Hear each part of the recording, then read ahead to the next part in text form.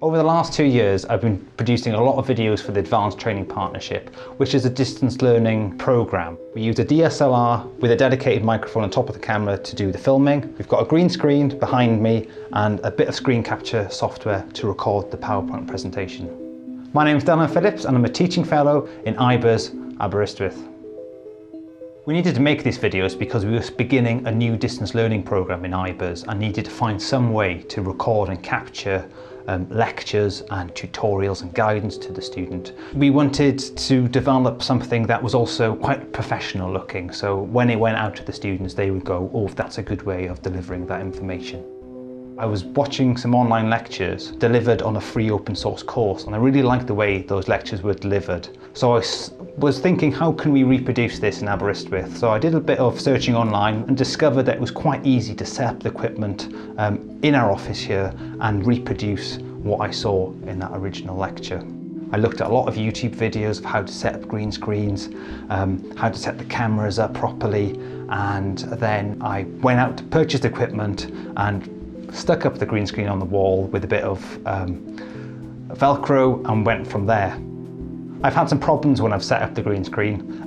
Firstly, we found we had insufficient lighting, so I just put more lamps and more lighting in the office, which solved that problem. Another problem is when the green screen was delivered, it was quite creased and wrinkled, so I had to bring an iron in and iron it flat, which really helped to take out all the shadows and the dark patches off it, which really improved the quality of the video. I've also had some problems with the audio. So we found the dictaphone is picking up a lot of noise from the table, like the mouse motions and everything. So we found a little bit of cheap foam really helped with that.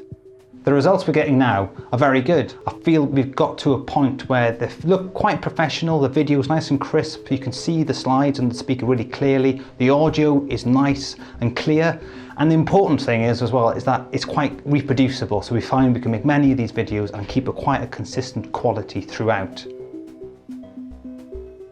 And looking back, we've come a long way. The students give us really good feedback about how they can connect to the lecturers far more. It's almost like they get to know us as tutors and lecturers on the courses now. And when we come to meet the students, they feel like they already know us as a tutor because they've watched so many of the videos. If I were to offer some words of advice to others thinking about including more media or producing more media for the lecture course, I would be really encouraging and say, although it's a bit daunting to start off with, the technology isn't really that difficult and it's really easily overcome many of the problems. And the thing I'd say is just try. Until you start trying and playing around,